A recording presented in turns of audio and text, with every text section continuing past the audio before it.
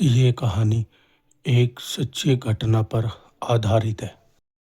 तो ये भूतिया कहानी इस तरीके की है कि एक फैमिली पश्चिम बंगाल में रहने के लिए आते हैं घर के अंदर, जो कि वो रेंट पे लिया होता है। तो जो इसमें मेन कैरेक्टर है वो है कृष्ण नाम का लड़का। तो मैं आपको पहले इनकी फैमिली के बारे में बता देता हूँ। इसके मम्मी है, पापा है और ये एक इनका लड़का है। और इनके साथ जो और वहां पर आते रहने के लिए इसके सगे चाचा चाची भी रहने के लिए आते हैं, जो कि इनसे बहुत ही ज्यादा ईर्ष्या करते हैं, मतलब बहुत ही ज्यादा इनसे खिलसते हैं। तो कहानी है कुछ समय पहले की, जब तक ये कृष्ण नाम का लड़का इस दुनिया में नहीं आया था, अभी पैदा नहीं हुआ था। तो ये इसके पिताजी बाहर किसी मिल में काम करते थे, जिस वजह से ये मुंबई से पश्चिम बंगाल में गए थे रहने के लिए, क्योंकि इसके पिताजी की जॉब वहां पे लगी थी। तो इसके चाचा चाची पहले से ही इनसे ईर्ष्या सी करते थे, इनसे पहले ही वैसे ही किलसते थे। तो इनके फिर घर में खुशी हुई, इनके घर में कृष्ण नाम का लड़का हुआ। तो इस चीज को देख करके ये और बहुत ज्यादा, इसके चाचा चाची और ज्यादा किलसने लगे, क्योंकि उनको कोई भी अभी तक संतान पैदा नहीं हो रही थी। तो इस चीज को लेकर के ये और भी ज्यादा उनसे, मतलब कहते हैं एक तरीके का किलसनापन सा वो करने लग गए, इनसे ईर्ष्या सी करने लग गए। जैसे कृष्ण पैदा हुआ तो इनके घर में इतनी खुशी आई कि जो इसके पिताजी का काम 50% चल रहा था ना, वो 80% के लगभग पहुंच गया, मतलब कि और ज्यादा आगे बढ़ने लगा। तो इनके पिताजी ने थोड़े बहुत दिनों के बाद, जैसे 1 साल बाद कृष्ण का बर्थडे आया, उस बर्थडे वाले दिन इसने, इसके पिताजी ने एक कार भी खरीदी। तो उस चीजों को देख करके इसके चाचा चाची और भी बहुत ज्यादा, बहुत ही ज्यादा, मतलब जिसे कहते हैं बहुत ज्यादा किलसने लग गए। तो अब जो इसके पिताजी है, इसके मम्मी है यार, ये तो ये सोच रहे थे कि चलो कोई बात नहीं है, हमारे घर में खुशी है, हम किसी को देखकर क्यों किलसे, ना ही हमें ऐसा कुछ काम करना चाहिए। जो किलस रहा है सब ऊपर वाला देख रहा है, उन्हें जो क्या जैसे किलस रहा है उनको किलसने दो। तो ऐसे ही समय बीतता रहता है, समय बीतता रहता है, ये कृष्ण नाम का लड़का बड़ा हो जाता है। तो इन इसके चाचा चाची के किलसना वो भी बंद नहीं होता, इनके घर में भी एक लड़की पैदा हो जाती है। जिस चीज को लेकर के एक सोचते हैं कि यार काश हमारे भी एक लड़का पैदा हो जाता, वही वाला लड़का लड़की वाला इनके भी घर में दिक्कत होने लगती है कि उसके हो गया मगर हमारे लड़की हुई है, ये चीज को लेकर के और ज्यादा वो होने लगा। तो कृष्ण हो गया था ऐसे ही आपका 16 साल का, और जिनकी चाचा की लड़की थी वो 14 साल की हुई। ये आपस में खेलने वेलने भी लगे, सारे काम होने लगे। तो इन सारी चीजों को देख करके इनका जो चाचा चाची थे ये अभी भी इनसे उतनी ही ईर्ष्या करते थे जितनी पहले करते थे, ये अभी तक भी नहीं सुधरे भाई। लेकिन जो कृष्ण था, उसको रात के समय जब वो सोता था, एक उसको साया दिखाई देता था उसके सपने में, जो कि बिना हाथ पैरों का ऐसे ही उसके कमरों के सामने डोलता रहता था, फिरता रहता था। उसको बहुत ज़्यादा है ना दिखता था, उसको डराता था, उसको सारी चीज़ करता था कि मैं यहीं हूँ, तेरे पास हूँ।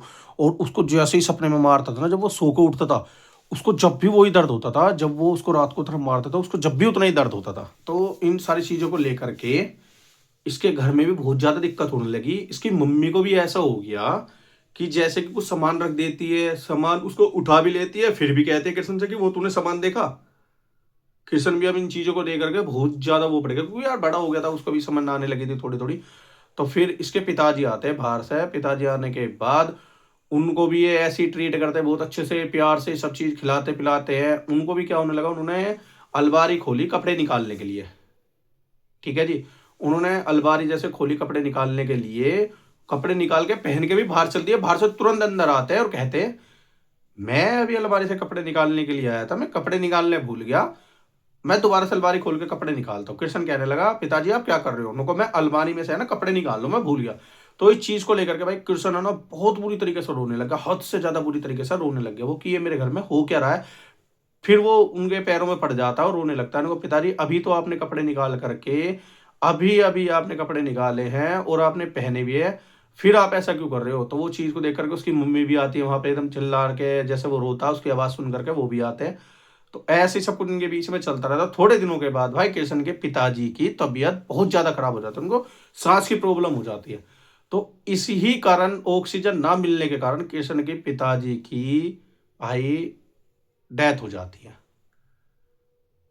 वो उनकी डेथ हो जाती है, वो मर जाते हैं भाई। अब इस चीज को लेकर के कृष्ण और भी ज्यादा परेशान हो गया कि ये मेरे घर में चल तो क्या रहा है। जो उसके पिताजी की आखिरी निशानी थी, उनकी गाड़ी थी, वो भी भाई बिक चुकी थी। वो भी जा चुकी थी। इनकी कंडीशन इतनी खराब हो गई थी ना, पैसों को लेकर के, सारी चीज़ों को लेकर के बहुत ज़्यादा। और जो नीचे रहने वाले इनके चाचा चाची थे, वो सबसे ज़्यादा खुश थे। कहते हैं ना यार, किसी का देखो बुरा भी नहीं करना चाहिए, लेकिन फिर भी वो बहुत ज़्यादा खुश थे। वह रोने धोने के लिए वैसे ही आ गए और कुछ नहीं, लेकिन परेशान ये बहुत ज़्यादा परेशान हो गए, क्योंकि इनका सर पे हाथ रखने वाला एक ही थे, इनके पिताजी थे, वो भी दुनिया को छोड़ के जा चुके थे। तो जैसे ही ये इन सदमे से बाहर निकले, सदमे से बाहर निकलने के बाद किशन अपनी खिड़की के पास कुछ उठाने के लिए जाता है, टीवी का रिमोट वगैरह। तो वो जैसे टीवी का रिमोट वगैरह उठाता है, खिड़की के पास ही एक पेड़ था, उस पेड़ पे से देखता है कि एक काला साया उसको बार बार दिखाई दे रहा है। वो काला साया कभी तो उसकी खिड़की के पास आ जा रहा है, कभी वो पेड़ पे बैठ रहा है, कभी वो खिड़की के पास आ रहा है, कभी पेड़ के नीचे हो रहा है। वो उसको ऐसे ही करके बार बार दिख रहा है और उसको बहुत ज्यादा डरा रहा। तो डराने के बाद भाई इसने अपने किसी एक दोस्त से कांटेक्ट करा और इसने उसको सारी बात बताई कि इसकी मम्मी भी एकदम है ना ऐसी रहने लगी पागलों की तरह, मतलब ना खाना बनाना ना कुछ करना, बाल भी एकदम बिखरे हुए, यहाँ यहाँ तक के काले काले डार्क सर्कल पड़े हुए हैं, ना सोना ना कुछ, बस अकेली अकेली बैठी बैठी कुछ पे कुछ बड़बड़ाए जा रही है। तो इसने भाई अपने एक दोस्त से अपने दोस्त से बात करी कि मेरे घर में ऐसा ऐसा कुछ हो रहा है। उसने कहा कि भाई तेरे घर में देख किसी ना किसी चीज़ की तो कोई गड़बड़ी है ही, वरना ऐसा तो कुछ नहीं होता। उस दोस्त ने अपनी मम्मी पापा से इसकी बात कराई कि मेरे घर में ऐसा ऐसा रहा, उन्होंने खुल के बताया। तो इन्होंने एक बाबा के पास भेजा, बाबा को सारी बात बताई। भाई जैसे बाबा ने ध्यान लगा करके देखा, भाई बाबा भी डर गया। वो तुम्हारे पीछे तो बहुत तगड़ा काला सा आया है। उन्होंने कुछ नींबू वींबू दिया, लौंग वोंग दी, देखो मेरे को तो ज़्यादा पता नहीं है, फिर भी उन्होंने जो भी अपना शुद्धिकरण करके दिया वो दिया। देने के बाद फिर इन्होंने अपने घर में जा करके रखा, सारी चीज़ करी, जैसे जैसे नियम बताए वो सारे नियम करे।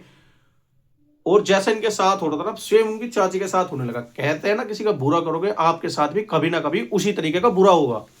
और वो अब उसकी चाची के साथ होने लगा। उसके चाचा की भी तबीयत खराब होने लगी। हालांकि उनके घर में किसी की डेथ नहीं हुई, कुछ नहीं हुआ। उनके घर में भी ऐसा होने लगा, जो उसकी किशन की मम्मी की तबीयत खराब थी, वो भी थोड़ी सही होने लगी। अब वो भी बातों को समझने लग गई।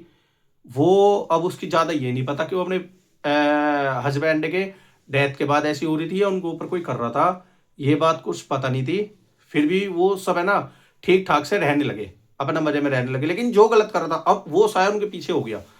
फिर उसकी चाची रोती हुई आई कि ये सब मेरी गलती है, मेरे से हुआ ये है वो। अब सच्चाई बता दे भाई, 2-3 साल हो गए थे इस चीज को भी लेकर के। कृष्ण ने उनको माफ कर दिया, उनको कि जाओ एक माँ पे बाबा है, ऐसे ऐसे है, आप ही उनसे जा करके अपना सही करा लो, वो तुम्हें सही कर देंगे। उसने सारी सच्चाई खोल के बताई। जो उसका दोस्त था वो एकदम गुस्से में आ गया कि जब तेरे साथ ऐसा करा है तूने क्यों करा। उन्होंने कहा यार वो ऊपर वाला देखने वाला है, मेरे साथ ऐसा कुछ नहीं है, इनको भी सही हो जाने दो। तो वो गए वहां पे जाकर उन्होंने सही इलाज कराया। अब ये दोनों परिवार ऐसे साथ में मिलकर के रह रहे हैं। जो उसके पिताजी उठाते थे ना, अब किशन को वो कॉलेज भी पढ़ा रहे हैं, अपनी लड़की को भी पढ़ा रहे हैं, सारा खर्चा भी इसके चाचा उठा रहे हैं। क्योंकि जिस पोजीशन में मैनेजर की पोजीशन में इसके पिताजी थे, उसके चाचा लगे हुए थे।